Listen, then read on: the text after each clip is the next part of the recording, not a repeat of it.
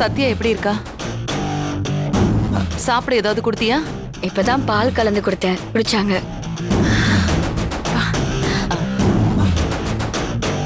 மாத்திரையும் கொடுத்துட்டேன், முழுங்கிட்டாங்க. ஓகே.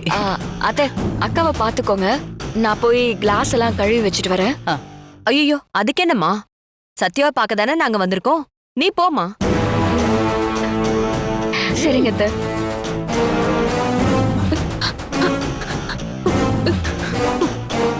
ஏ வீணா, கதவை சாத்து.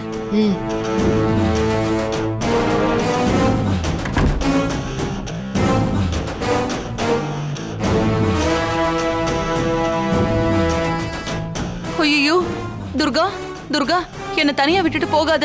இந்த 3 பிசாசுங்களும் சேர்ந்து என்ன கொன்னுடுங்கன்னு சொல்லணும்னு நினைக்கிறேன். ஆனா உன்னால சொல்ல முடியலையே. பாவம். ஆனா நீ என்ன நினைக்கிறன்னு எங்களுக்கு புரியுது. பாவம், அது அந்த துர்காவுக்கு புரியலையே. ஏய், இப்ப நாங்க நினைச்சோம்னா ரொம்ப சுலபமா உன்னை மேல அனுப்ப முடியும்.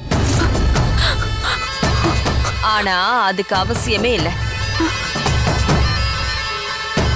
ஐயோ, பயப்படாத சத்யா, நாங்க உன்னை ஒன்னும் பண்ண போறதில்ல. ஏன்னா நாங்க பண்ண வேண்டியதெல்லாம் உன் தங்கச்சி துர்காவே பண்ணிட்டா. நீ மேல மட்டும்தான் போகணும், அவ்வளவுதான். ஏ காவேரி, என்னடி இது? இப்படி சொன்னா அவளுக்கு எப்படி புரியும்? நல்லா விளக்கமா சொல்லு. ஆமால, அப்படியா? சொல்லிட்டா போச்சு. ஏய், இப்ப நீ குடிச்சிய பால், அதுல வீணா விஷத்தை கலந்துட்டா.